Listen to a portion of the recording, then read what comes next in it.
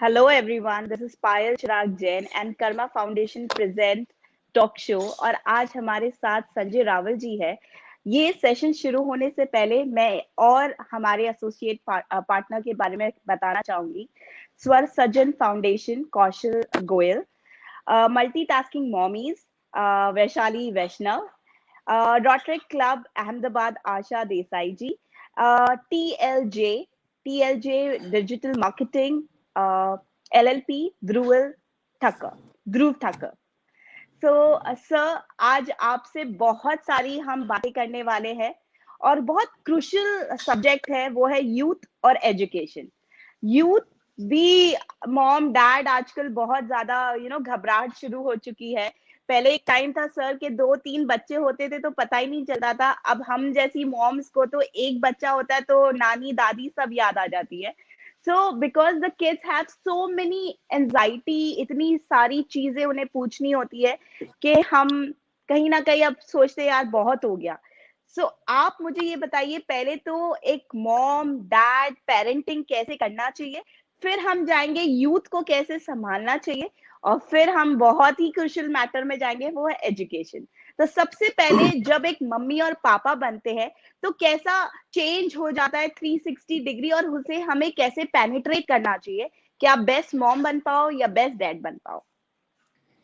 देखिए, पहले तो ये बात है कि हर एक पेरेंट्स को ये अपने दिमाग में बिठा देना चाहिए कि we are trustee of our children, we are not owner of our children. Khalil Gibran ने इसके बारे में बहुत कहा है। हम लोग ये समझते हैं कि हमारा बच्चा है, ये हमारी असेट है, तो हम असेट को जैसे संभालते हैं ऐसे बच्चों को संभालते हैं, और वहीं पर सारी कॉन्ट्राडिक्टरी एंड सारे प्रॉब्लम्स खड़े हो जाते हैं। They have their own thoughts, we have our own thoughts. तो ये हम we are trying to impose our thoughts on kids, तो वहीं से सारी प्रॉब्लम्स खड़ी हो जाती है। मैं ये मानता हूँ कि फ्रीडम बच्चे की सबसे बड़ी असेट है, और आप उसको दबोचने की कोशिश करते हो, और इसीलिए सारे प्रॉब्लम्स खड़े हो जाते हैं। वो बोलता है मुझे टीवी देखना है, अब उसको टीवी दिखाया किसने? आपने बताया। आप बोलते हैं वो लैपटॉप मांग रहा है, आप बोलते हैं वो आईपैड मांग रहे, उसको दिखाया किसने? आपने बताया। तो आप ही उसको हर एक चीज दे रही हो, और फिर आप बोलते हैं कि ये कंट्रोल नहीं होता है। तो ये पेरेंट्स को सोचने वाली बात है कि आपने इसको कहाँ पर रखा है। दूसरी बात ये है कि बच्चे वो है कि जो हमें देख के सीखते हैं। Action speaks louder than word. तो अगर हम बच्चों को कहने के बजाय हम करने लगे, अगर पेरेंट्स टीवी के सामने बैठे, माँ बाप दोनों के हाथ में 2 मोबाइल है, वो बच्चे को बोले चुप रहे, तू बैठ, ये तू कर, मैं मेरा काम करती हूँ, तो ये बच्चा देख रहा है कि इनको इनकी पड़ी, तो वो बोलता है मुझे भी आपकी नहीं पड़ी है। तो ये पूरी बात अलग है, और ये कोई बहुत बड़ा प्रॉब्लम नहीं है। प्रॉब्लम हम मान लेते हैं, प्रॉब्लम हम ही क्रिएट करते हैं। We are creator of the problems. बाकी मैं नहीं मानता एक बच्चा और 2 बच्चे, हाँ बच्चों को अच्छे संस्कार देने चाहिए, सही बात गलत बात बतानी चाहिए, पर सही लेना गलत लेना वो तो उसकी चॉइस है, वो आपकी चॉइस नहीं है। पर हम बच्चों को ऐसे बेवकूफ बनाते हैं तो बच्चे समझ जाते हैं कि पेरेंट्स हमको बोल रहे हैं पर ये कुछ करते नहीं है, ये भी पूरे दिन मोबाइल में रहते हैं, ये भी पूरे दिन कपड़े अप टू डेट रहने में टाइम बिगाड़ते हैं, और हमको बोलते हैं ऐसे रहो ऐसे रहो। तो ये सब चलता रहता है। तो मैं ये मानता हूँ कि पेरेंटिंग ये पूरा ये क्या है, ये पूरा एक टॉपिक बना दिया गया है। पेरेंटिंग क्या होता है? हम लोग 4 भाई बहन थे, मेरे भी 3 किड्स है, पता ही नहीं चला कब बच्चे बड़े हो गए। मेरे भाई के 3 किड्स है, 6 बच्चे थे एक घर में, कब बड़े हो गए पता नहीं चला। 4 बेटों बेटियों की शादी हो गई, पता ही नहीं चला, क्योंकि हम लोगों में कोई किसी का माँ बाप नहीं। हाँ, हम बच्चों को अच्छी बात बताए, देखो बेटा ये करोगे तो फायदा है, ये करोगे तो नुकसान होगा, पर आपके लिए जो नुकसान है शायद उसके लिए फायदा भी हो सकता है। जो चीज आप नहीं कर पाए वो कर पाए, ऐसा भी हो सकता है। मैं ऐसे पेरेंट्स को जानता हूँ जिनको दोनों का मिला के 90% नहीं होते हैं, 80% नहीं होते, वो बच्चे को बोलते हैं अबो 95% लाओ। अब तुम्हारे दोनों के 80% नहीं आए तो 95 आएंगे कहाँ से? आप बच्चों को मिलते हैं बोले अच्छे से रहो, किसी गेस्ट के घर गए तो बोले डिसिप्लिन से बैठो। अब जो बच्चा डिसिप्लिन से बैठे वो बच्चा ही नहीं होता है। बच्चा तो वो बच्चा चंचल होता है, वो हर एक चीज को छूना चाहता है, हर एक चीज को एक्सपेरिमेंट करना चाहता है। और आप हर एक बच्चे को पेरेंट्स सुबह से शाम तक 100 इंस्ट्रक्शंस देते हैं, बच्चा थक जाता है कि ये बकवास है सब। मैं ये मानता हूं कि बच्चे को अपनी तरह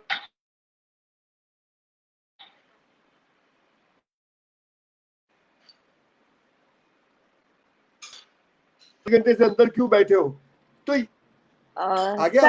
हाँ, इसमें ऐसा है कि मैं फोन से कर रहा हूँ और बीच बीच में कॉल्स आएंगे तो ये प्रॉब्लम रहेगी थोड़ी। कोई बात नहीं सर।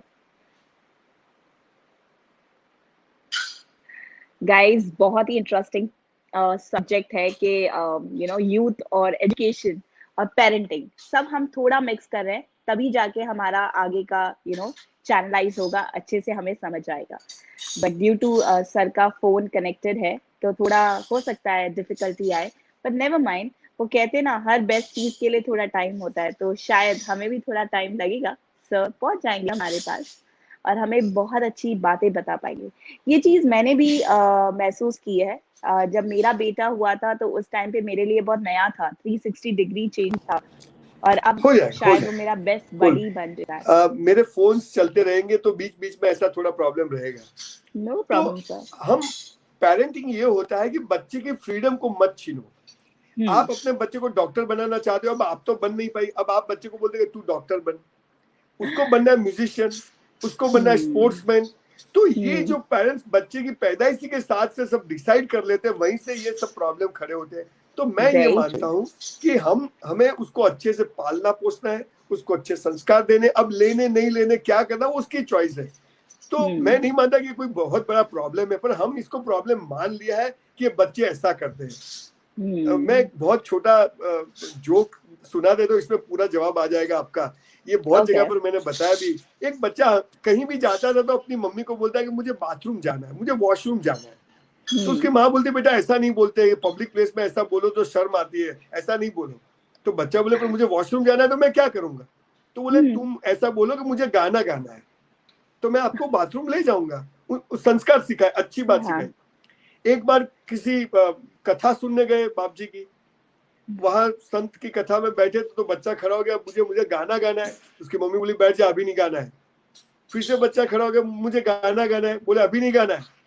तो जो जो कथा कर रहे थे वो बाप जी ने उस बच्चे को स्टेज पर बुलाया, बोले बेटा क्या है? बोले मुझे गाना गाना है। बोले मेरे कान में गा। अब क्या होगा? ये बात है। अगर हम बच्चों को उसको अच्छी बात बताइए, रिपीटेडली बताइए, बस अब लेना नहीं लेना ये उसकी चॉइस है। बस ये अगर हम सही। समझ जाते हैं तो हर एक बच्चा सक्सेस होने के लिए ही पैदा हुआ है, सक्सेस होने के लिए ही इंसान बना है, तो फिर कोई बात नहीं रहती। तो पेरेंटिंग की बात ही पूरी बकवास है, मैं मानता हूँ।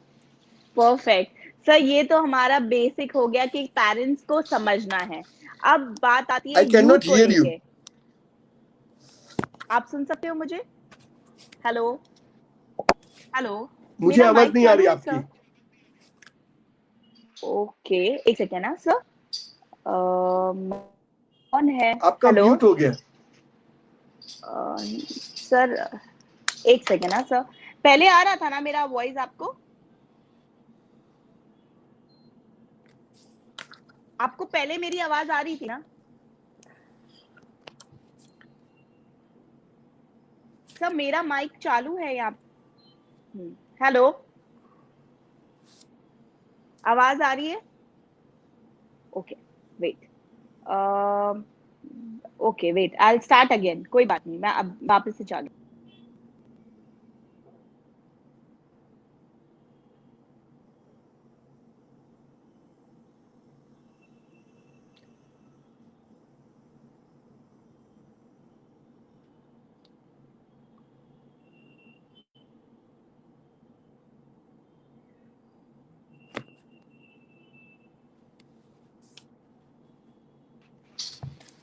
सर आवाज आ रही है? यस, अब या। परफेक्ट, चलो। सर आपने ये बहुत अच्छे से समझाया कि हम पेरेंट्स को भी कैसे एक्ट करना है, और एक्शन सीरियसली आपकी वॉइस बन जाती है। जैसे अब मेरा बेटा भी 8.5 साल का है, और जब नया नया हम लोग पेरेंटिंग बने थे तो बहुत ज्यादा लाइफ में 360 डिग्री चेंज आ गया था। तो शायद मैं भी बहुत ज्यादा येल करने लगी थी, चिराग जी मेरे हस्बैंड भी।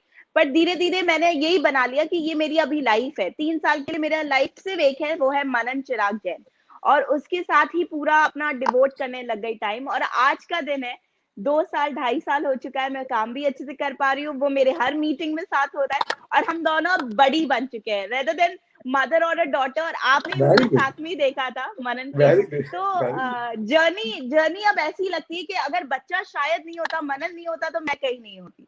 तो आपने बहुत अच्छे लफ्ज में बताया, ना टीवी देखो ज्यादा, जो चीज तुम करोगे वही बच्चा करेगा, limit is always good. But extreme is always bad. अब हम चलते हैं यूथ के लेकर, बिकॉज अब जैसे मनन या कोई भी बच्चा नॉर्मल 10 साल तक तो पेरेंट्स की सुनता है, समझता है, पर उनके बाद 11-12 ईयर के जैसे वो अडोलेसेंट एज में आते हैं, तो कहीं ना कहीं उनकी खुद की चॉइस होती है, झगड़ापन होता है, एंगर आने लग जाता है, और समझने में कहीं ना कहीं प्रॉब्लम हो जाती है पेरेंट्स के साथ। तो वो कैसे डील करना चाहिए आफ्टर 13 ईयर वाले प्रोसेस? देखो, टीनेजर्स ये एक एज ऐसी होती है जहां हार्मोन्स चेंज होते हैं, माइंडसेट चेंज होता है, बच्चा घर से निकल के बाहर बहुत लोगों को मिलता है, तो उसके दिमाग पर बहुत सारी चीजें चलने लगती है, सबकॉन्शियस माइंड में नेचुरल चीज है। पर मैं ये मानता हूँ कि जिसके पेरेंट्स नहीं होते वो भी बच्चे बड़े होते हैं, वो भी बड़े होनहार होते हैं, संस्कारी होते हैं, और जिनके माँ बाप होते हैं वो बेवकूफ भी होते हैं। तो ये पूरा अलग टॉपिक है। पर मैं ये मानता हूँ कि हर एक बच्चे को अपने हिसाब से जो कुछ भी करना है उसकी छूट होनी चाहिए। उसको जो भी करना है, जैसे मेरी बेटी मुझे ऑलवेज पूछ रही, डैड पापा मैं क्या करूं? मतलब तुमको करना है वो करो। हम कपड़े लेने जाते, बोले पापा कौन से लो? मतलब तुम चॉइस करो। अब हम कपड़े लेने जाते तो भी बच्चे को बोलते ये काला नहीं लेना, व्हाइट ले लो। हम सर्कस में जाते, मेले में जाते तो बोलते हैं हे राइड में नहीं बैठना, चक्कर आएगा। अरे तुमको आता है, उसको नहीं आता है, उसको तो बैठने दो। हम कुछ खाना खाना चाहते हैं, वो बोलते हैं मुझे पिज्जा खाना है। आप बोलते पिज्जा नहीं खाते, ऐसा हो जाता है, ऐसा हो जाता है, ये खाओ। तो वहीं से सब प्रॉब्लम खड़े होते हैं। आपने ये ब्यूटीफुल वर्ल्ड उसको बताया तो वो उसको एंजॉय करेगा। तो जो छोटे में ध्यान है वही चीज जब बच्चा टीनेजर होता है तब तो और भी ये है कि हाँ, स्वच्छंदता उसको बोलते हैं कि बिल्कुल आवारा न हो जाए, ये हमें देखना है। पर उसकी स्वतंत्रता, उसकी फ्रीडम ऑफ चॉइस, कपड़े लेना हो, खाना खाना हो, बुक्स लेना हो, स्कूल जाना है नहीं जाना है, ये हर एक चीज में बच्चे की चॉइस सबसे ऊपर होती है। और जो बच्चे की चॉइस सबसे ऊपर रखेगा वो पेरेंट्स के बच्चे सबसे अच्छे होनहार बच्चे बनेंगे, ऐसा मैं पक्का मानता हूँ। तो पेरेंट्स को आफ्टर 13, 14, 15 तो और भी फ्रीडम देनी चाहिए। जैसे आप देखो दुनिया, आप देखिए हिंदुस्तान को छोड़ के आप यूरोप जाए, ऑस्ट्रेलिया जाए, अमेरिका जाए, वहां पर बच्चों को माँ बाप उस एज के अंदर जब उसके ग्रेजुएशन मतलब स्कूलिंग पूरी हो जाती है उसको छोड़ देते हैं कि जाओ बच्चा, अब बेटा the sky is the limit. जैसे कबूतर होता है वो माले में नेस्ट में अंडे रखता है, जब बच्चे होते तो मुंह में लाके खिला, जब बच्चे थोड़े बड़े हो जाते तो अपने पंख से उसके पंख को धक्का मारते हैं। और एक दिन ऐसा आता है कि धीरे धीरे ऐसा जोर से धक्का मारते हैं कि बच्चा वो नेस्ट से नीचे गिरता उड़ना है सीख और जाता फिर है। वो हाँ। फ्लाई करने लगता है। हम बच्चों से जो जुड़ जाते हैं, अटैच हो जाते हैं, never attach with your kids, never attach with your children, क्योंकि ये दुखी होने का धंधा है। तो बच्चों को उनकी जिंदगी जीने दीजिए, उनको जो करना है, जो पढ़ना है वो करने दीजिए। तो मैं मानता हूँ वो बच्चा, देखिए दुनिया भर में साइंटिस्ट पैदा हुए, दुनिया भर में म्यूजिशियन पैदा हुए, दुनिया भर में अच्छे से स्कल्पचर बनाने वाले पैदा हुए, हमारे यहाँ ऐसे कम हुए। उसकी वजह क्या है कि हमने किसी प्रेशर। बच्चे को, किसी यूथ को फ्रीडम नहीं दिया है। आज मेरी बेटी तो भी मेरी माँ बोलती है अरे भाई तू क्या जाए छे, अरे भाई अब मेरे को 55 हुआ, अब तो मुझे हाँ, ये हमारा कल्चर है, ये हमारी संस्कृति है, इसमें भी प्यार है। पर फ्रीडम पूरी अलग चीज होती है। तो बच्चों को अपनी फ्रीडम जो माँ बाप देते हैं वो बच्चे बहुत अच्छे होनहार बनते हैं, ये मैं मानता हूँ। सर आज आपने ना एक बहुत अच्छी प्यारी सी याद दिला दी मेरे डैड की। मेरे डैड अब नहीं रहे, 4 इयर्स हो चुके हैं, बट मेरे डैड, हम लोग बॉम्बे रहते थे। आपकी स्टोरी से मैच करता है इसलिए ये तो सुनना चाहिए। तो जी मेरे डैड हमेशा मुझे उस टाइम पे बोलते थे बेटा जो करना है ना करना। 13 ईयर की थी, मुझे आज भी याद है, हम लोग कॉन्फ्रेंस में बैठे थे टेबल पे, मेरे मॉम डैड और मेरे पापा, मेरा भाई। तो मेरे भाई ने बोला नहीं नहीं पापा ये यहाँ नहीं जाएगी या यहाँ नहीं जाएगी, वो अच्छे नहीं होते। तो मेरे फादर ने एक ही चीज बोला, वो क्या समझदार नहीं है, उसे पता है क्या अच्छा है क्या बुरा है, 13 साल में हर इंसान को पता चल जाता है।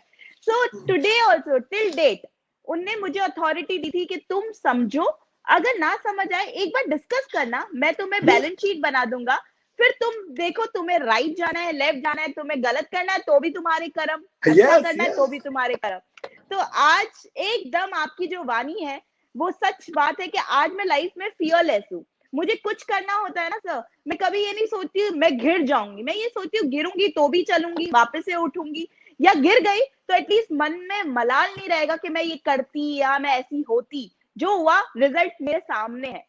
और पास्ट तो पास्ट। जब आप बड़े होते हैं तो आपको ये होता है कि bloody this was my choice, है ना कि तो ये खुशी होती है, अच्छा हो ये बुरा ये तो ठीक है, समय की बात है।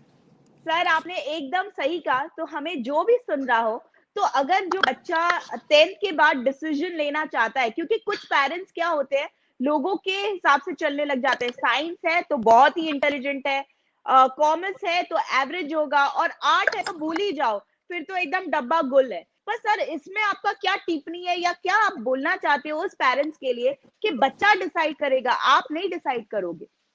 अब ये बहुत, जब मैं बच्चा था तब से ये क्वेश्चन होते थे और इसके आंसर होते थे। कुछ माँ बाप है जो नहीं समझते हैं, कुछ पेरेंट्स है वो समझ जाते हैं। जैसे my parents were totally illiterate, पर उन्होंने मैं बताया बेटा ओके। तेरे को क्या लेना है, तो आई चूज साइंस। जब मेरी बेटी हुई, मेरी बेटी ने मुझे पूछा पापा क्या लेना, बोला आपको जो लेना है, खुश हो गई, उससे कॉमर्स लिया। मेरे बेटे ने पूछा पापा क्या लेना चाहिए, बोला भाई मुझे नहीं पढ़ना है आपको पढ़ना है, तो उसने कॉमर्स लिया। मेरा जो लास्ट मॉडल है स्मृति, अभी सेंट जेवियर्स अहमदाबाद में है, तो वो बोली कि पापा मुझे तो यार ये सब साइंस कॉमर्स सब बकवास लगता है और मैं तो आर्ट्स लूंगी। बोला बेटा चॉइस इज योर्स। तो कहने का मतलब आज वो कॉलेज जाती है, आती है, इतनी खुश होती है, शायद मैं उसको लाख रुपया देता तो भी खुश नहीं होती, पर वो she enjoy every moment of life. तो मैं ये मानता हूँ कि ये लाइफ की सबसे बड़ी असेट होती है। और देखिए डॉक्टर सक्सेस है और कंपाउंडर सक्सेस नहीं, ये बात मैं नहीं मानता हूँ। मैं हमेशा बोलता हूँ 5 लाख रुपए का डाइनिंग टेबल आता है पर 5 लाख में भूख नहीं आती है, 5 लाख का बिस्तर आता है पर 5 लाख में नींद नहीं आती। तो सक्सेस पूरी अलग चीज होती है। साइंस में पढ़े हुए इंसान सक्सेस होते हैं और आर्ट्स वाले फेल होते हैं। आई मेट मोर देन 100 करोड़पति ऑफ गुजरात, कोई भी 10th पास नहीं है, एक भी 10th पास नहीं है। तो ये तो ठीक है, ये सिस्टम है, इसमें पढ़ना है, पर ये गलत है। मैं ये मानता हूँ कि बच्चे, हाँ कभी कभी बच्चे फ्रेंड्स के ग्रुप में आके वो गलत डिसीजन ले लेते हैं, तो पेरेंट्स को उनको बताना चाहिए कि देखो बेटा तू कैपेबल है, तू कर सकता है, तू कोशिश कर। और बच्चे मेहनत से भागने वाले हो गए आजकल, तो पेरेंट्स को थोड़ा पकड़ के रखना पड़ता है कि बेटा थोड़ी मेहनत करेगा डॉक्टर हो जाएगा, और अच्छी बात है, इसमें कुछ गलत नहीं है। पर ये इम्पोज करना, ये जबरदस्ती करना, ये गलत है, ये मैं मानता हूँ। तो साइंस कॉमर्स आर्ट्स ये हमने बनाया, जिसको जो लेना है लो, पैसा तो सक्सेस तो पूरी अलग चीज होती है।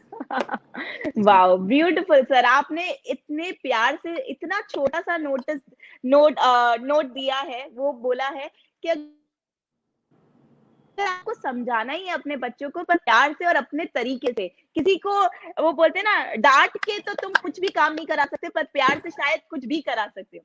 तो संजय सर, आपका ये जो मानना है कि बच्चों को अपना फ्रीडम दे, पर बच्चे भी कहीं ना कहीं भूल जाते कि फ्रीडम को वो मिसयूज कर लेते, तो वहां कहाँ बच्चों को ये लाइन समझाई जा सकती है, करना नहीं करना वो उनके ऊपर है, पर हम कौन सी लाइन उनको क्रॉस या एक आइडिया दे सकते हैं, बेटा ये गलत लाइन जा रहे हैं। पर who you are to going decide this is wrong and this is right for you? Who you are? क्या पेरेंट्स से आपको सर्टिफिकेट मिल गया है? मैं नहीं मानता हूं कि ये सही गलत का फैसला हमारे हाथ में है। और आप कैसे बता सकते कि डॉक्टर अच्छा है और चार्टर्ड अकाउंटेंट गलत है? Who you are? Not as a parents, as a teacher. मैं ये नहीं मानता हूं कि क्या आप कोई मास्टर हो हर एक सब्जेक्ट के, आपने सब कुछ किया है, आप मेडिकल कॉमर्स सब करके बैठे हो तो आप बता सके ये सही है ये गलत है। एक आदमी डॉक्टर बनके भी पछता रहा है, एक आदमी सीए बनके भी पछता रहा है। तो ये पूरी बात, ये पूरा टॉपिक ही गलत है। मैं ये मानता हूं कि बच्चों को ही चॉइस मिलनी चाहिए और बच्चा ही डिसाइड करना चाहिए। तो कल जाके वो जब फेल होगा तो उसको लगे, हम बोलते हैं देखो बेटा हमने आपको सही चीज बताई थी, सारी चीज कंपेयर करी थी, हमने अच्छे से अच्छे मेंटर से मिलवाया था, अच्छे से प्रोफेसर से मिलवाया था, पढ़े लिखे लोगों से मिलवाया था, पर अब आपने ये चॉइस करा है तो दिस इज योर चॉइस। तो तब बच्चे को लगेगा कि नहीं मैं आगे जाके पेरेंट्स की सुनूंगा। तो ये रास्ता होता है। पर पेरेंट्स डरते हैं और उनकी इज्जत होती है, मेरा बेटा साइंस पढ़ता है, मेरा बेटा ये पढ़ता है। तो ये जो हिपोक्रेसी है उसकी वजह से बच्चा बेचारा पपेट बन जाता है और फिर आगे जाके माँ बाप और बच्चा सब उसको प्रॉब्लम ही हो रही है। मैं नहीं मिली करता। मैं मानता हूँ बच्चे की चॉइस होनी चाहिए, डे 1 से एंड तक होनी चाहिए, बच्चे की चॉइस होनी चाहिए, पक्का होनी चाहिए। वाओ सर, बहुत कम होते हैं, नहीं तो कहीं ना कहीं क्या होता है, बायस हो जाता है पेरेंट्स को लेकर, नहीं आखिर बड़े हैं, आखिर समझदार हैं, आखिर ये है, उन्हें इतना देखा है तब तुम्हें ज्ञान दे रहे हैं। पर आपका ये जो कहना है कि नहीं बच्चों की सुनो, हो सकता है अगर 1 साल उनका वीक भी चला गया, हो सकता है, पर अरे क्या दुनिया, ये कोरोना से सब 1 साल घर में पड़े, क्या उखाड़ लिया आपने? अरे 1 साल फेल सर होगा तो फिर उसको पता चलेगा। मेरी सर बेटी आप 9th स्टैंडर्ड मेरी बेटी 9th स्टैंडर्ड में आई तो बोली मुझे स्कूल नहीं जाना है। तो मैंने हम्म बोला ओके मत जाओ। मेरी वाइफ हम्म बोलती अपनी इज्जत का क्या, मैं बोला उसकी इज्जत का क्या, बंदा खुद की नजर में सही होना चाहिए। वो घर पे रही, उसने बोला मुझे कुछ एनिमल्स ला के दो, मैंने उसको रैबिट्स ला के दिए, पिजन्स ला के वाओ दिए, हैंस ला के दिए, डॉग्स ला के दिए, मछली घर बनवाया पूरा। तो बहुत सारे 40-45 मेरा पूरा घर म्यूजियम जैसा बन गया। तो वो रोज घर से निकलती थी, स्कूल बैग लेके आती थी मेरी ऑफिस पर। एक दिन मेरी हम्म वाइफ ऑफिस आई तो स्नेहा वहां बैठी, बोले ये यहाँ क्या कर रही है। तो मेरा मैनेजर बोला कि मैडम तो रोज यहीं आते हैं। तो मेरे को झगड़ा हम्म किया, बोले ये स्कूल नहीं जाती, क्या करेगी बड़ी होके। वो उसने एलएलबी किया और उसको 1 लाख सैलरी मिलती थी, वो लॉ कॉलेज में प्रिंसिपल हुई। और रिसेंटली उसने वो जॉब भी छोड़ दी और वो फार्म लेके रहती है, और फार्म में अभी काउज लाने का उसने सोचा है। दिस इज ब्लडी लाइफ, ये बाकी लाइफ नहीं है। वो कितनी सर खुश हुई होगी कि मेरे पापा ने मैंने जो बोला वो करने दिया। ये आप वाओ लाखों रुपया दो ने तो भी ये खुशी बच्चों में नहीं आती। सर आपने वो फ्रीडम देने से ट्रस्ट ले बच्चा लिया, खुश है। वो आपने ट्रस्ट लिया ना। अब आपकी बेटी आपको ट्रस्ट करती कि मैं डैड को कहीं भी कुछ भी जाके बोलूंगी तो डैड मुझे रिएक्ट नहीं करेंगे। पर हाँ सर हाँ। आपको पता है सोसाइटी हमें मारती है, हमारे माँ बाप ही हमें डर लगता है कि कुछ अगर शेयर भी करना हो ना, हम माँ बाप से डरते हैं, भाई बहन से बोलने से डरते हैं, लोग को बता देते हैं, दोस्तों को पता होता है हमने ये गलत काम किया, ये किया है, पर हम अंदर ही अंदर अपने आप को डिप्रेशन में ले आते हैं कि नहीं मम्मी को पता चलेगा तो ऐसा रिएक्ट हो जाएगा, पापा को होगा। तो आप उसमें क्या कहना चाहते हैं बच्चों को कि नहीं मैं अपने मम्मी पापा से बात करो? हर एक बच्चों को हाथ जोड़ के कहता हूँ कि your parents are your best friend. इस दुनिया में तुम्हारे माँ बाप से अच्छे दोस्त तुम्हें कभी नहीं मिलेंगे। हाँ, ये आपको डांटेंगे, मारेंगे, झगड़ा करेंगे, पर माँ बाप से बढ़िया फ्रेंड्स, हाँ वो आपको कुछ भी कहेंगे पर वो आपकी बात दूसरों को नहीं बताएंगे। जब आप किसी फ्रेंड को बताओगे आप बोलोगे कोई ने कहती नहीं, अरे तारा पेट में नहीं रहे तो एना पेट में क्या थी रहे। तो पेरेंट्स होते हैं जो दूसरों को नहीं बताए। तो मैं हर एक बच्चे को हाथ जोड़ के कहता हूँ अगर आपको कहीं प्यार भी हो जाता है, कुछ भी हो जाता है, कुछ प्रॉब्लम, तो सबसे पहले पेरेंट्स को बताइए। वो भले आपको डांटे, कुछ भी करे, पर वो आपको बुरा नहीं चाहेंगे। एक पेरेंट्स एंड एक टीचर, ये दो ऐसे होते हैं जो चाहते हैं कि मेरे बच्चे हमसे आगे जाए, बाकी कोई नहीं चाहता है। तो बच्चों को ये याद रखना चाहिए कि पेरेंट्स ने हमें इस ब्यूटीफुल वर्ल्ड बताया है, तो हमें उनका बहुत रिस्पेक्ट करना चाहिए और उनकी बात को केयरफुली सुनना चाहिए। फिर करना नहीं करना हमारे हाथ में, पर माँ बाप से शेयर करिए हर एक चीज। हमारा मोबाइल का पासवर्ड भी हमारे पेरेंट्स के पास होना चाहिए, ये बच्चों को करना चाहिए। ये बच्चे कभी पछताएंगे नहीं लाइफ में, बस इतना मैं बोलता हूँ। वाह सर, आपने आपने सीरियसली रूह को कर दिया कि आपने इतनी सही बात बोली और दिल की बात बोली कि चाहे कुछ भी हो, अप सो डाउन सो, हो सकता है 2 फटकार पड़ जाएगी, 1-2 पड़ जाएगी चाटे, लाल लाल हाँ, गाल हो जाएंगे रूह जिंदगी चढ़ाने लाल की नहीं जरूरत होगी। नहीं पर सबसे इम्पोर्टेंट कि अगर हमने मम्मी पापा की लाइफ में बात उस टाइम पे सुन ली होती तो शायद हम ये पछता नहीं रहे होते।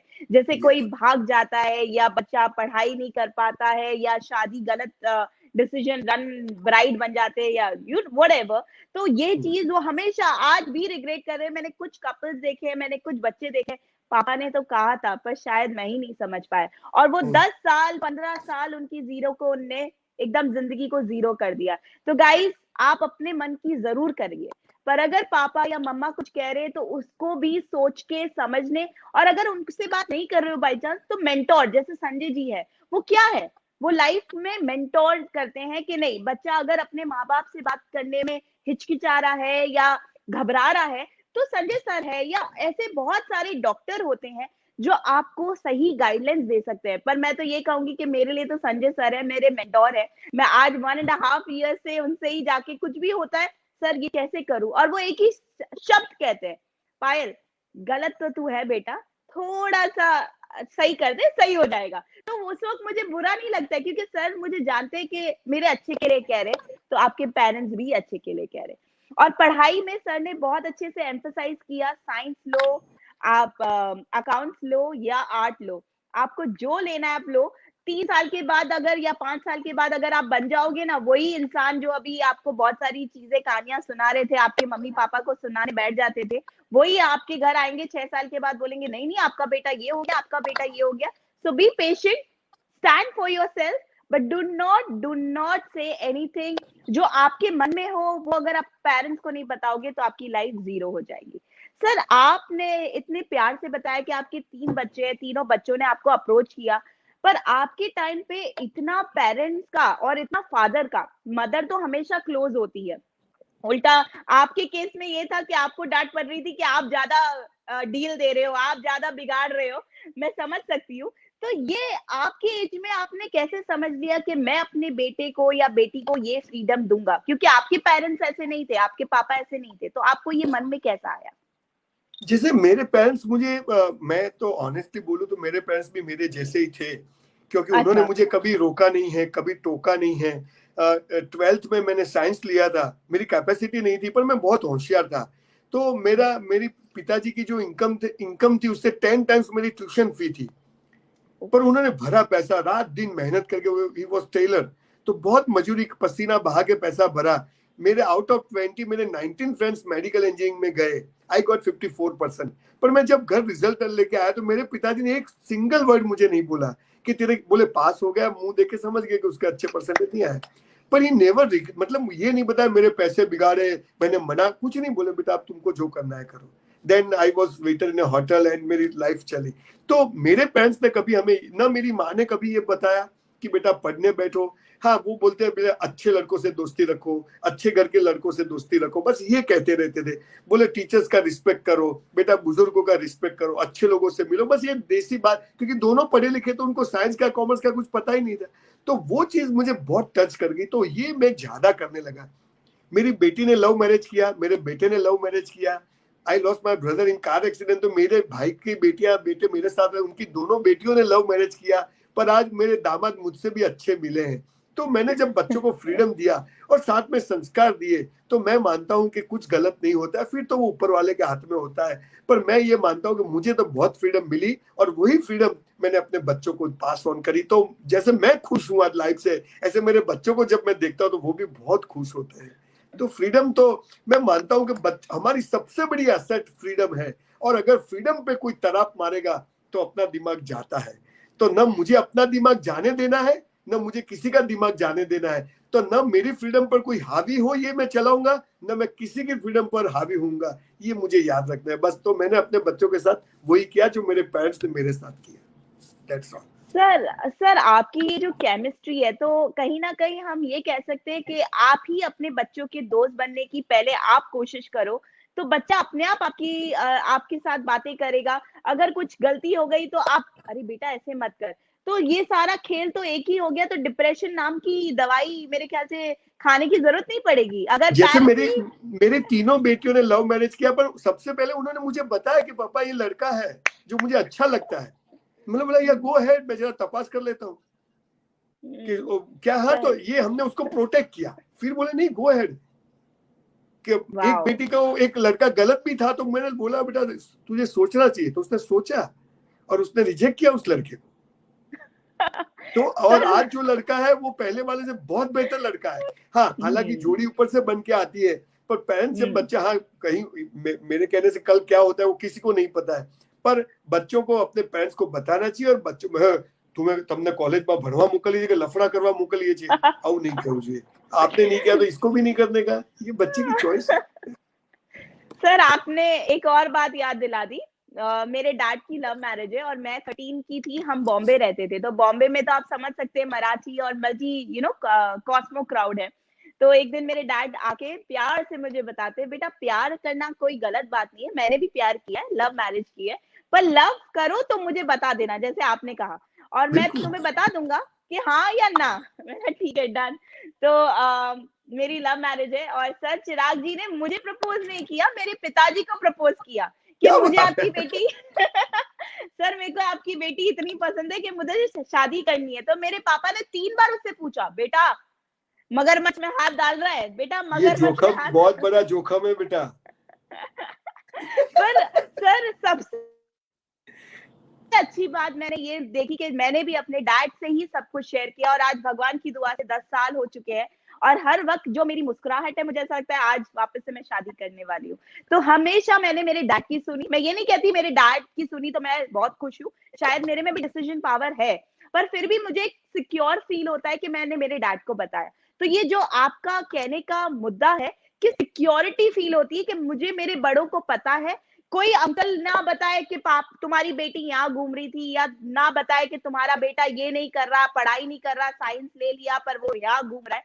हम जो भी करें हम अपने पापा मम्मी को बता के करें। अगर गलती से साइंस ले ली और 6 महीने के बाद आपको लगा हम नहीं कर सकते, तो उसे 3 साल और खराब मत करो। 6 महीने में ही उसका रिजल्ट आ चुका है, पापा मुझे नहीं समझ आया, मैं आपके पैसे जो भी है वेस्ट हो गए, कोई बात नहीं, पर मैं शायद कॉमर्स लेना चाहता हूँ। तो ये अगर आपका स्मार्ट कॉल होगा। तो आपका ये कहना क्या है कि बच्चों को कैसे अंडरस्टैंड करना चाहिए बस अपने आप यही को? कि उसकी जो चॉइस है, हर एक का फिंगरप्रिंट अलग है। अमिताभ बच्चन का बेटा सुपरस्टार थोड़ी हो सकता है, हर एक डॉक्टर का बेटा डॉक्टर नहीं हो सकता है। जैसे मैं, आप लोग बोलते हैं कि मैं अच्छा बोलता हूँ, मेरे बेटे को आप बोलोगे तो घर में भी नहीं बोलता है। तो ये हर एक की प्रकृति अलग होती है, हर एक का नेचर अलग होता है। तो ये पूरी हमारे यहाँ ये एक ही हमारा कल्चर का माइनस पॉइंट है कि पेरेंट्स बहुत हावी हो जाते हैं बच्चों पर, और जो पेरेंट्स नहीं कर पाए वो बच्चों से करवाना चाहते हैं, तो जो करने का होता है वो नहीं करता है, तो नोबडी इज हैप्पी। हमारी आप देखो फ्रस्ट्रेशन, यस यस, बस तो मैं तो ज्यादा इसमें तो नहीं, मैं बोलता हूँ कि बच्चे की चॉइस होनी चाहिए बस, और कुछ। हाँ, उसको आप बताओ साइंस का ये, कॉमर्स का ये, आर्ट्स का, आप बेटा तू देख ले, तू चॉइस कर ले बेटा। तो सर आपने एक ही चीज को मैं जानती हूँ, अगर ये शायद ये दवाई खा ली तो घर, लाइफ, हर चीज से सेटल हो जाएगी, वो है परिवार।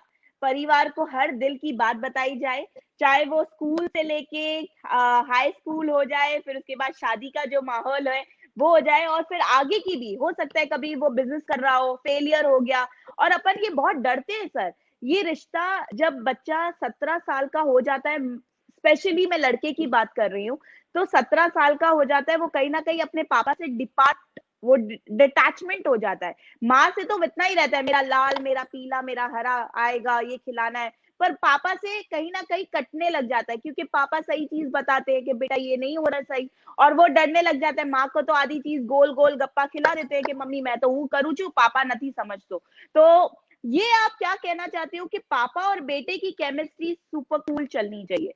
क्योंकि नॉर्मली आप इंडिया की फैमिली में देखना, जहां बेटा और पिताजी होंगे ना, वहां माँ कहीं ना कहीं बॉल की तरह घूम रही होगी, कभी यहाँ से क्रिकेट बैठ जाएगा, कभी यहाँ से क्रिकेट बैठ जाएगा। तो आपका क्या कहना है? स्पेशली मैंने कोट किया है 17 से बाद अपने पापा के साथ कैसे मैच करना है आपको रिलेशनशिप। और वो आपने ही पहले बताया कि हमें अपने बेटे को 15 साल बाद दोस्त समझना चाहिए, और दोस्त के साथ जो व्यवहार करते हैं वही करना चाहिए। तो मेरे बेटे के साथ तो मेरे कभी कॉन्फ्लिक्ट नहीं हुए, न मेरे डैडी के साथ, मतलब मेरे पिताजी के साथ हुए। तो मुझे तो ये पता है, न मैंने मेरे सराउंडिंग में ऐसा देखा है कि मम्मी फुटबॉल की तरह हो जाती है, हमारे में तो ऐसा हुआ नहीं, तो मैं एक्सपीरियंस नहीं हूँ कि इस पर कुछ बताऊं। हाँ, पर हर एक बाप को अपने बेटे को 15 साल बाद उसको दोस्त बनाना चाहिए, उसके शोल्डर पे हाथ रख के कुछ चीजें पूछनी भी चाहिए, बेटा मैं ये कैसे करूं। जैसे आज मैं बिजनेस जो भी कुछ छोटा मोटा करता हूँ, तो मैं कभी मेरे बेटे को बोलता हूँ कि बेटा मैं कभी लिखाई पट्टी नहीं करता हूँ, मैं ओरल ही बात करता हूँ, इसकी वजह से मुझे बहुत ये करना, मुझे क्या करना चाहिए। तो मेरा बेटा खुश हो जाता है, बोलते नहीं पापा आपको सब राइटिंग में करना चाहिए, लिखा हुआ पढ़ सकते हैं, तो मुझे बताता है। जैसे कभी पैसा है, मुझे किसी को पेमेंट करना, मतलब 1 2 3 4 को मुझे पेमेंट करना है, हालांकि डिसाइड होता है, पर मैं उसको पूछता हूँ कि बेटा किसको करना, बोले नहीं पापा इसको आप पहले करिए, इसको आप पहले करिए, तो ये अच्छा रहेगा अपने लिए। तो ये पूछने से उसको भी एक कॉन्फिडेंस लेवल आता है, वो भी कुछ बता, कई बार 10 में से 2 बार वो सही भी होता है, तो ये फायदा मिलता है। तो 15 साल के बाद बच्चे को 15 साल तक तो इसको बराबर वो संस्कार दो, और 15 साल बाद उसको संस्कार देना बंद करो, और उसके शोल्डर पे हाथ रखिए, उसको बोलो कि हाय बड़ी, चल कुछ आइसक्रीम वाइसक्रीम हो जाए। ऐसे दोस्ती बाइक पर मैं मेरा बेटा हार्ली डेविडसन पर घूमने जाते हैं, तो ये बहुत अच्छा टाइम होता है बच्चे के लिए और बाप के लिए। सर इन शॉर्ट आपने बहुत प्यार से चीज कही कि वो आप उनका मोरल को हाई करते हो, उनके एस्टीम को हाई करते हो। फॉर एग्जाम्पल मेरा बेटा है, मेरे सारे सेलिब्रिटी फ्रेंड्स आते हैं, तो ये है, तो मेरे बेटे में एक अलग चीज नोटिस करते हैं, वो है कॉन्फिडेंस। तो वो हमेशा ये बोलते हैं पायल तेरे बेटे का कॉन्फिडेंस मुझे बहुत मजा आता है, क्योंकि मैं हमेशा ये बोलती हूँ मनन आप तो यार सब कुछ कर सकते हो, आप मुझे सिखाओ ना यार, मेरे मीटिंग में आप चलो, बताना मैं कहीं गलत हो तो आप मुझे घर आके समझाना। तो उसको लगता है मम्मा मैं एक बिजनेसमैन हूँ, आप मुझसे आइडिया लेते हो। तो कहीं ना कहीं वो अपने हर चीज को मेरे से या चिराग जी से बात करता है। तो ये चीज मैं 110% कह सकती हूँ कि आप जो कह रहे हो उसमें 100% सच्चाई है, कि अगर आप अपने बेटे को या बेटी को बना दोगे ना, तो शायद ये जो घर का वातावरण थोड़ा गर्म सा हो जाता है फैमिली का, वो कभी होगा ही नहीं। उल्टा मिसिंग होगी कि वो इंसान नहीं है यार, वो कब आएगा, खेल के कब आएगा। तो आपने बहुत प्यार से बताया कि कहीं ना कहीं पेरेंट्स को भी अपने बेटे को वैल्यू देना चाहिए। हर चीज ये नहीं करना चाहिए, मेरे जमाने में तो ये होता था, मेरे जमाने में मैं साइकिल में जाता था। अगर संजय सर, अगर आप शायद कहने लग जाओगे तो आपका बेटा मर्सिडीज में अगर जाता है और आप बोलते थे मैं तो साइकिल में जाता था, तो वो बोलेगा अच्छा मर्सिडीज की साइकिल ले आता हूँ, बस कोई बात नहीं। हाँ, सर, उसको ये आकाश को छूना है पर पाँव जमीन पे रखना है, ये बच्चों को सिखाना चाहिए, बस और कुछ नहीं। वाह सर, आपने बहुत बड़ी बात कही। पर सर, आपने मुझे पेरेंटिंग के बारे में कहा, आपने मुझे यूथ के बारे में कहा, और आपने अपनी चॉइस के बारे में कहा कि हर इंसान को अपनी चॉइस लेने का अधिकार है। हम पेरेंट्स हैं, सिर्फ देखने के लिए गॉड ने हमें भेजा है कि वॉच कर लो थोड़ा बहुत। ऐसे नहीं कि वॉचमैन ही बन जाओ कि कितने बजे आए, क्या किया, क्या नहीं किया, तो वो नहीं, टॉर्चर हो जाते हैं। तो सर, आपके हिसाब से अगर लाइफ हो, तो आप लाइफ को क्या कहना चाहते हो? What is your word taking your for journey, for life, your journey? देखिए यस। मैं ये कहता हूँ कि मुझे भगवान जहां ले गया मैं गया, मैंने कभी रिग्रेट नहीं किया है। भगवान ने जो काम दिया, जो इज्जत दी, कभी इज्जत खराब भी करी, बहुत सारे चेक्स रिटर्न हुए, बहुत अर्ली स्टेज में कोर्ट मैटर्स हुई, वो भी टाइम देखा। अ, बेटे के लिए 100 रुपया नहीं था हॉस्पिटल जाने का, वो भी टाइम देख लिया। कभी अहमदाबाद भी नहीं देखा था, आज पूरी दुनिया घूमता हूँ, वो भी टाइम देख लिया। तो मैं कभी ये नहीं कहता, क्योंकि अप्स एंड डाउन लाइफ है, स्टेडी लाइफ वो लाइफ नहीं है, ऊब जाता है आदमी। तो मुझे तो अच्छा लगता है, मुझे हर 2-3 साल में होता है चलो फिल्म बनाऊं, चलो होता है जिम बनाऊं, चलो होता है ये करूं। अभी जैसे मुझे हुआ मैं स्कूल्स बनाऊं, मैं यूनिवर्सिटी बनाऊं, तो मुझे शांति से बैठना अच्छा नहीं लगता है। मैं मोनोटोनस लाइफ से थक जाता हूँ। तो मेरा तो लाइफ के प्रति है कि भगवान तूने मुझे बहुत अच्छी लाइफ दी है। भले मैं होटल में वेटर था, आज मेरी खुद की होटल है, तब भी मैं खुश था, आज भी मैं खुश, और कल ये सब कुछ चला जाए तो अभी मैं खुश हूँ। कल कोरोना हो जाए, सुबह में पेपर में आए कि संजय रावल देव थे या भगवान, मतलब उनकी आत्मा को भगवान शांति दे, तो भी क्या अपने हाथ में है क्या? नहीं, कहने का मतलब ये है कि हर एक आदमी को, भिखारी को भी 100 साल जीना है, किसी को मरना है नहीं, किसी को मरना है। पर मैं एक चीज समझ गया हूँ लाइफ में, अगर जन्म मेरा बर्थ, मेरी पैदाइश मेरी मर्जी से नहीं होती है, मेरी डेथ मेरी मर्जी से नहीं होती है, तो इस दो छोर के बीच की हर एक चीज मेरी मर्जी से हो, ये अपनी बेवकूफी है, ये मैं मानता हूँ। तो मैं जो भी करता हूँ दिल से करता हूँ, अच्छा करता हूँ, पर रिजल्ट कुछ भी आए, I enjoy the road, I enjoy the process, I never enjoy the destiny. तो मैं पाथ वाओ। को एंजॉय करता हूँ, हर एक दिन को एंजॉय करता हूँ, हर एक मोमेंट को एंजॉय करता हूँ। मेरे भी प्रॉब्लम्स होते, हर एक फोन आते, संजय भाई पैसा नहीं आया, पेमेंट नहीं आया, वो मरूंगा तब तक चलेगा। पर जिंदगी को मैं कहता हूँ थैंक यू भगवान, तूने मुझे बहुत अच्छी जिंदगी दी है। जब कुछ भी नहीं था आज सब कुछ है। देखिए मुकेश भाई और अनिल अंबानी को इक्वल रुपीस दिया था, अभी अनिल भाई Ambani is facing so much problem, है ना? यस। तो ये गलत नहीं है, चलता रहता है लाइफ को। बहुत बड़ा थैंक यू कि भगवान तूने मुझे बहुत अच्छी जिंदगी दी, दैट्स ऑल। सर, आज आपने तो मस्त इतनी अच्छी अच्छी बातें करी कि आंसू रुक ही नहीं रहे। अच्छा हो मैंने मेकअप नहीं किया, नहीं तो मेकअप लोग बोलते ये कौन है, ये तो पायल नहीं है भाई, पायल नहीं है। सर, आपने अपनी मैं विषय में आने ही वाली थी, आपके स्कूल के बारे में। तो आपने जब अपनी जर्नी के बारे में बताया, तो आपने ये स्कूल के बारे में एक बात बताई है। तो थोड़ा हमें बताना चाहेंगे, हमारे व्यूअर्स को बताना चाहेंगे आपके स्कूल के बारे में, गुरुकुल। देखिए उसका नाम मैंने गुरुकुल नहीं पर कौशल्य, मतलब स्किल स्कूल रखा है उसका नाम। अभी अहमदाबाद में, महसाना में और अंकलेश्वर में और अमरेली के पास लाठी, ऐसे 4 जगह पर मैं स्कूल खोल रहा हूँ। मेरा हर एक स्कूल 15 एकड़ लैंड में है, मतलब 30 वीगास लैंड में है। और मेरा स्कूल मैं 24 घंटा खुला रखूंगा। मेरे स्कूल में मैं कोई टाइमिंग्स नहीं रखूंगा। बच्चे को जब आना है, जब जाना है वो जाए, जिसको जो क्लास में जाना है वहां बैठे, उसको जो स्किल सीखना है वो सीखे, पर अच्छे से सीखे। तुझे तबला बजाना है, तुझे क्रिकेट खेलना है, तुझे स्विमिंग करना है, पर बेटा 15 घंटा मेहनत करनी पड़ेगी। अब बहुत वो अच्छा सर। इजीनेस के दिन गए, अब बहुत लाइफ फास्ट है, बहुत स्ट्रगल करना पड़ेगा। हार्ड वर्क, तो हार्ड पर वर्क। जो करो वो बेस्ट करो, ये मेरा टैगलाइन है। And beyond the grades and marks there is a life. और मैं चाहता हूं कि हमारे शहर में ऐसे भी सब 80% अप वाले के फोटोज लगते हैं पूरे शहर में। मैं चाहता हूँ ऐसे फोटोज लगे कि ये आदमी फ्लूट बहुत अच्छा बजाता है, ये पायल बहुत अच्छा स्पीकर, मतलब बहुत अच्छा बोलती है, उसके भी फोटो लगने चाहिए, ये बहुत अच्छा गा रहे हैं, इसके भी लगने, ये अच्छी कबड्डी खेलता है, ये अच्छा क्रिकेट, उसके भी फोटोज लगने चाहिए। तो मैं मानूंगा कि हर एक बच्चा खुश हो जाएगा। मैंने तो, अगर मेरी टीम मुझे परमिट करेगी तो मैंने तो ऐसा सोचा है कि मेरी स्कूल में लैंड के अलावा 50 to 75 CR का इन्वेस्टमेंट है। इतनी बढ़िया स्कूल है कि शायद गुजरात में भी एक भी स्कूल नहीं होगी, मैं चैलेंज के साथ कहता हूँ, प्रॉमिस देता वाओ। हूँ आपको। पर उस स्कूल के अंदर if you are above 50% you are not eligible for my school. ऐसा नहीं कि होशियार बच्चे गलत होते हैं, पर होशियार बच्चों के लिए ऑलरेडी बहुत स्कूल्स है, बहुत बेस्ट स्कूल है। तो मैं चाहता हूँ जो सल्यूट। डिब्बे हैं, जो 3 ट्रायल वाले, 2 ट्रायल वाले, 50, जिसको बिलो 50% आते, ऐसे बच्चों के लिए अच्छे स्कूल नहीं, उनको कोई एडमिशन नहीं देता है। मैं सोचता हूँ कि मेरी स्कूल में जो 3 ट्रायल में जिसने 10th किया उसको मैं सबसे पहले एडमिशन दूंगा। जिसने 2 ट्रायल में सर, किया, जिसने 1 ट्रायल में किया, तो होगा क्या, उसमें कॉन्फिडेंस आएगा कि अरे संजय भाई की इतनी बढ़िया स्कूल में साला मेरा नाम टॉप पर है मेरिट लिस्ट में, कितना कॉन्फिडेंस आ जाएगा उस बच्चे को। अगर एक बच्चा 100 मीटर भाग जाता है, एक बच्चा 400 मीटर भाग जाता है, एक बच्चा अच्छा स्विमिंग कर लेता है, एक बच्चा अच्छे से फुटबॉल खेल लेता है, अपनी लाइफ में वो सक्सेस है। ये हम भूल गए, और only the grades and marks, grade and marks, इसके वजह से पूरे, जब बच्चे school, you know Payal, the whole education system is working for only 10% of the students. What is yes, about true. Rest of the 90% students? तो क्या एक बच्चा अच्छा बिल्डर बनना चाहे, एक बच्चा अच्छा मोटिवेशनल स्पीकर बनना चाहे, एक बच्चा अच्छा फार्मर बनना चाहे, एक बच्चा अच्छा गार्डनिंग करना चाहे, क्या वो स्कूल से नहीं सीख सकता है?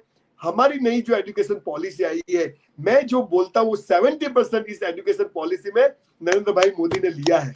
मुझे बहुत खुशी है कि नई एजुकेशन पॉलिसी बहुत अच्छी आई है, और अगर ये इंप्लीमेंट हो गई तो मैं मानता हूं कि इस देश पूरा एक अलग डायरेक्शन में चलेगा। 70 ईयर्स से हम लोग एक ही सिस्टम में चल रहे थे, इस एजुकेशन सिस्टम में ये लाया गया है कि आफ्टर 12th एक स्किल के साथ बच्चा बाहर निकलेगा, और ग्रेजुएशन में भी आप अगर इंजीनियरिंग में है तो भी आप फ्लूट बजा सकते हो, आप क्रिकेट खेल सकते हो, और उसके भी marks as equal as your subject गिने जाएंगे। ये सबसे बड़ी इस गवर्नमेंट ने जो एजुकेशन पॉलिसी लाई है, इसका ये रिजल्ट है।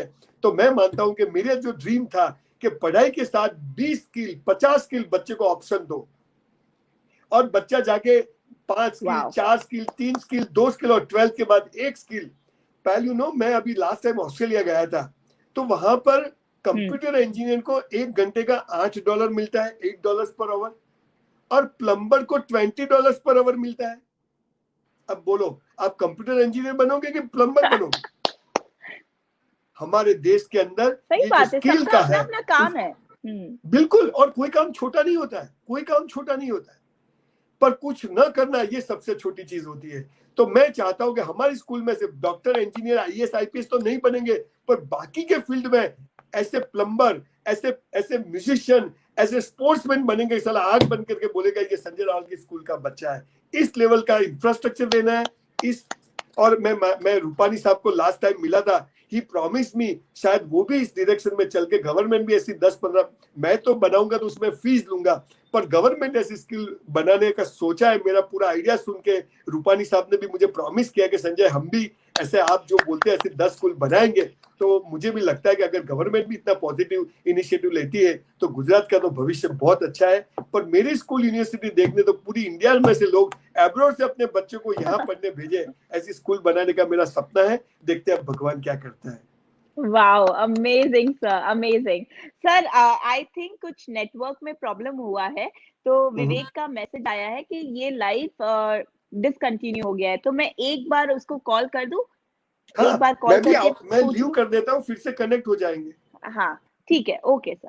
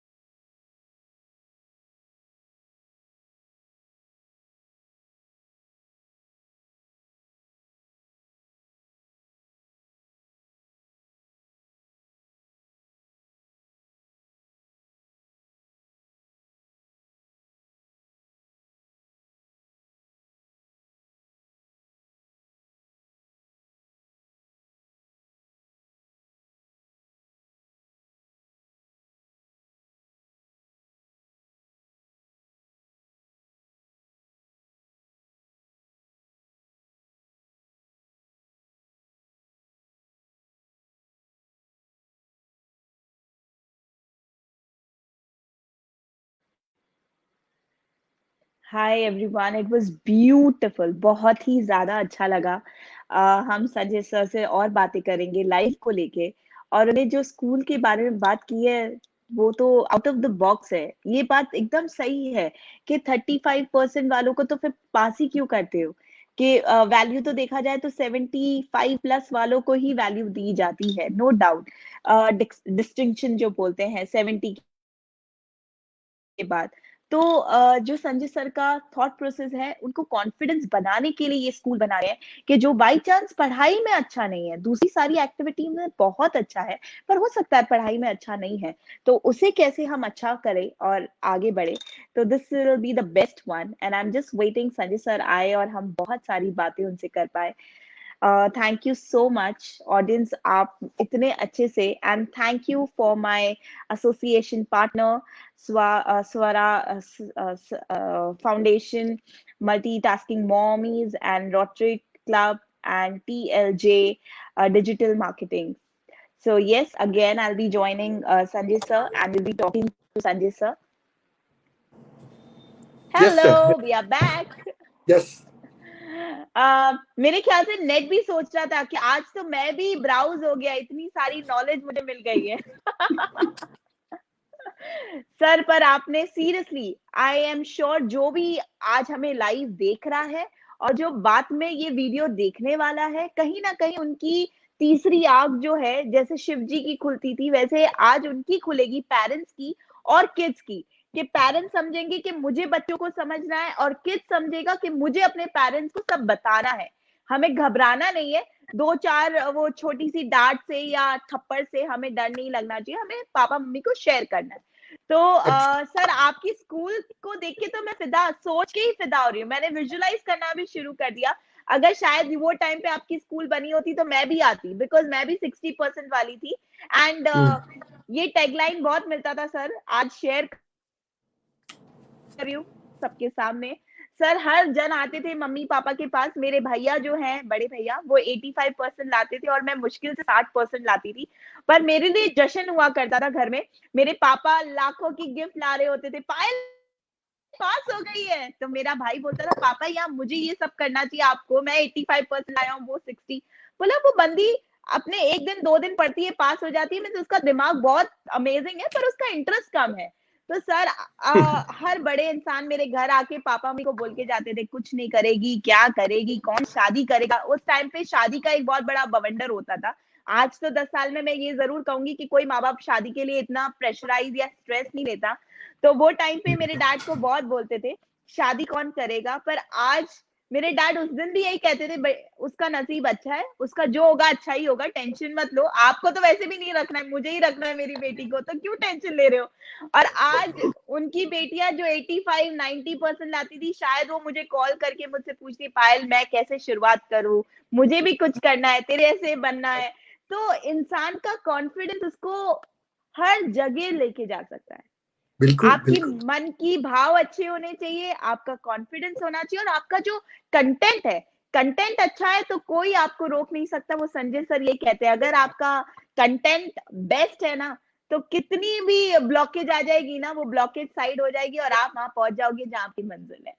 तो सर, बिल्कुल आपके आपके प्रोसेस, आपने बताया कि आप वेटर थे, फिर आपने ये सारी जर्नी करी, अब आप एक स्कूल खोल रहे हो जो इंडिया नहीं ऑल ओवर वर्ल्ड में एक नाम होगा, जो स्किल स्कूल के बारे में।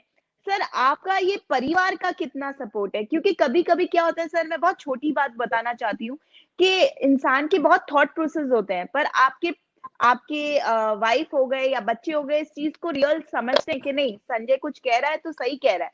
पर नॉर्मली मैंने देखा है कि पेरेंट्स ही दबा देते हैं, पागल है क्या, ये करेगा, कौन आएगा हंसेगा, ये करेगा। तो आप क्या कहना चाहते हैं कि बच्चों को या माँ बाप को भी कभी कभी एंकरेज करना होता है कि पापा आपकी ये थॉट एकदम यूनिक है, नहीं तो मैंने देखा है पापा आप ये क्या कर रहे हो, पैसे चले जाएंगे, ये चले जाएंगे। तो आप क्या कहना चाहते हो, क्योंकि आप ये 50 ईयर के बाद ये सोच रहे हो, तो वो भी बहुत बड़ी बात है। तो आप अपनी हर टाइम इनिंग नई नई लेकर आ रहे हो, तो आपकी फैमिली आपको सपोर्ट कर रही है, तो ये चीज में आप क्या कहना चाहोगे। देखिए मैं बहुत लक्की हूँ कि मुझे बहुत अच्छी फैमिली मिली है। और मेरी वाइफ, आपको सरप्राइज होगा, I have done more than 1500 seminars across the world, उसमें से 1200-1300 में वो मेरे साथ आती है। तो पहली तो बात ये है। दूसरी बात, जब मैं बहुत गरीब था, मतलब फाइनेंशियली मेरे पास कुछ नहीं था, आई वॉज वेटर और मेरी वाइफ बैंक में जॉब करती थी, तो अभी उसने मुझसे एंगेजमेंट किया और हम लोग साइकिल लेके घूमने जाते थे। तो बहुत लोग मिलते थे तो हंसते थे, उसको बोलते क्या साइकिल होटल में वेटर की जॉब करता है, तू बैंक में जॉब करती है। फिर मैंने एक दिन उसको बोला कि बोले तू जॉब छोड़ दे यार, तू, मैं तेरी कमाई खाना नहीं चाहता, मैं खुद बहुत मेहनत करूंगा। उसने बैंक का जॉब छोड़ दिया। तो उससे लगा कर आज भले हम गाड़ियों में घूमते हैं, कितनी भी अच्छी लाइफ जीते हैं, पर वो हमेशा मेरे साथ रही। बहुत लाइफ में बुरा वक्त आया, फाइनेंशियल रिलेशंस में बहुत सारा गलत वक्त आया, पर वो हमेशा मेरे साथ खड़ी रही। मेरे बच्चे भी मेरे साथ खड़े रहे। बच्चे छोटे थे तब बहुत फाइनेंशियल प्रॉब्लम थे, हम कहीं जाते तो अच्छी चीज अफोर्ड नहीं कर सकते, वो कभी मांगते, वो समझ जाते कि पापा के पास। और मैं मेरे बच्चों को बिल्कुल बताता था कि बेटा अपने पास पैसे नहीं है। मैं ऐसा नाटक नहीं कहता कि हाँ हाँ ये करो, नहीं, मैं बोला बेटा हम अफोर्ड नहीं कर सकते। जैसे मेरे पेरेंट्स हैं तो मैं बता देता हूँ। आपको भी अपने बच्चों को पैसों की वैल्यू समझानी चाहिए और बताना चाहिए कि पैसा खुदा तो नहीं, पर खुदा से कम भी नहीं। हमें कंजूसाई नहीं करनी, पर कर कसरत तो करनी है हर एक चीज में। एक रूम में पंखे, मतलब लाइट की जरूरत नहीं तो बंद करना चाहिए, वो होटल हो या अपना घर। तो ऐसे बच्चों को हमने बहुत समझाया सिखाया, तो वो बच्चे आज बहुत अच्छा सपोर्ट कर रहे हैं।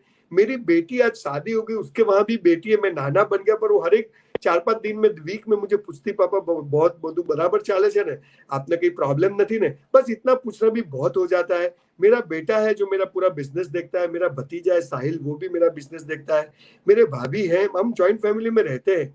डिफरेंस ऑफ ओपिनियन रहते हैं, पर जिसके साथ परिवार खड़ा है वो आदमी दुनिया में कहीं थकता नहीं, कभी हारता नहीं है।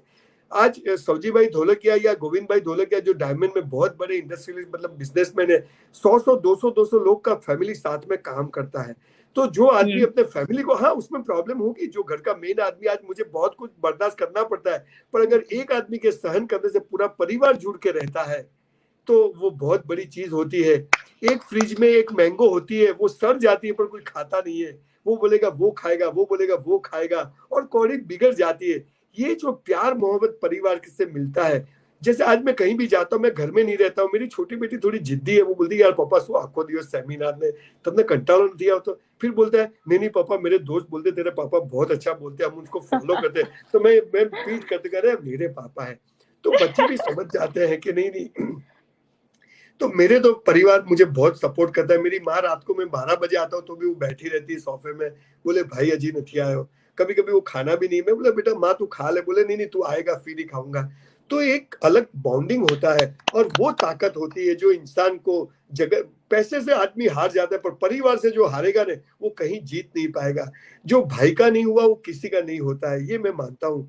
एक टाइम हर एक फैमिली को साथ में बैठ के खाना चाहिए डाइनिंग टेबल पर, तो मंदिर जाने की भी जरूरत नहीं, सब सिकवे गिले दूर हो जाते हैं। तो परिवार की ताकत बहुत बड़ी ताकत होती है, और मेरे साथ वो ताकत बहुत बड़ी है। और मैंने लोगों को देखा है कि परिवार की जिसके पास स्ट्रेंथ है वो कहीं थकता नहीं है। मैं आपको भी बोलता हूँ, सबको बोलता हूँ कि परिवार को साथ में लेके चलिए, ये हमारा कल्चर है, ये हमारी संस्कृति है, और इससे आदमी बहुत आगे जाता है, और बुरे वक्त में तो कभी नहीं थकता है, ये मैं आपको गारंटी देता हूँ। तो मुझे तो फैमिली से बहुत अच्छा सपोर्ट मिला है और मिलता रहेगा, मुझे विश्वास है। वाओ सर, आज ये सेशन मैं लाइफ टाइम नहीं भूल पाऊंगी। मैंने ऐसा नहीं है कि बहुत सारे सेशन करे हैं, पर उसने मैंने अलग अलग चीजें सीखी है, पर आज सबसे ज्यादा मैंने बेस्ट चीजें सीखी है जो मेरे लाइफ में डे टू डे, चाहे वो मेरा बेटा हो, मेरे पति देव हो, और मेरे सास ससुर के साथ रिलेशनशिप हो। और सबसे इम्पोर्टेंट, अपने ऊपर एतबार होना चाहिए कि मैं अगर कुछ कह रही हूँ तो वो इसका मीनिंग वो समझेंगे। तो ये जो आपने ट्रस्ट फैक्टर का वर्ड मुझे मेरे लाइफ में बताया है, वैसे भी मेरे चैनल का नाम है trust believe faith is equal to success. और सक्सेस हमेशा 10 से 15 साल के अंदर वो प्रोसेस हो रही होती है, और 15 साल के बाद लोगों को दिखना शुरू हो जाता है, अरे ये तो वो है। वो ये नहीं जानते वो 15 साल से मेहनत कर रही थी या कर रहा था। तो सर आज आपसे बात करके मैं ये जरूर कहूंगी, आज मेरे पिताजी मुझे बहुत याद आ रहे हैं, क्योंकि एक टाइम हुआ करता था कि हम वीक में बात करते थे। तो आज मेरी बहुत आंखें नम हुई हैं, पर बहुत खुश नसीब हूँ कि आज आपसे वापस से लाइव जाके बात कर पा रही हूँ। और वैसे तो आप हमेशा मेरे कॉल में होते ही हो, पर थैंक यू सो मच कि मेरे को तो मैं आपको रीच कर सकती हूँ, पर ऐसे बहुत होंगे कि शायद रीच नहीं कर Yes, पाते। yes. तो ये मैसेज से प्लीज ये वीडियो देखिएगा और 10 बार देखिएगा और अपने पेरेंट्स को भी दिखाइएगा, शायद उनको भी समझ आ जाएगा कि कहीं ना कहीं थोड़ा प्रॉब्लम आ रहा है। बच्चों को भी ये मैसेज समझ आ जाएगा कि ये थोड़ा गड़बड़ हो रहा है, तो उनकी लाइफ जरूर एक अलग और सही पटरी में चलने लग जाएगी। शायद जो नॉर्थ और साउथ जा रहे थे वो एक ही पोल में आएंगे, थोड़े दूर होंगे पर एक ही पोल में होंगे, तो मजा एक अलग आएगा। तो Sanjay sir, thank you so much. सबसे पहले आपको मैं एक धन्यवाद देना चाहती हूँ। कर्मा फाउंडेशन आपको धन्यवाद देना चाहता है कि आप आए, आपने अपना टाइम दिया, और मेरे सारे एसोसिएट पार्टनर्स आपको थैंक यू कहना चाहते हैं कि आपने एक रिश्ते, डिप्रेशन का वर्ड डिप्रेशन मत बोलो, पेरेंट्स के साथ गप्पे मारो, सब सारी बातें शेयर करो, अप्स हो डाउन्स हो, तो अपने आप ये डी का वर्ड कभी आएगा ही नहीं, सिर्फ ये वर्ड आएगा बद्दू सरस छे ગુજરાતમાં હું સમી પાયલ ઉડને છેલ્લી વાત કરું, अगर अंग्रेज नहीं आए होते ने, अंग्रेज भारत गुलाम नहीं हुआ होते तो गांधी जी को कोई जानता नहीं होता। सही बात, अंग्रेजों ने गांधी जी को बनाया, आप समझे ने। तो हर एक नेगेटिव चीज में पॉजिटिव चीज छुपी हुई होती है। बहुत घोर अंधारी रात होती है ना, डार्क नाइट, उसके बाद भी बहुत अच्छी सुबह होती है ना। बहुत गरीबी के बाद अमीरी आती है, अमीरी में नहीं संभालो तो गरीबी आ जाती है।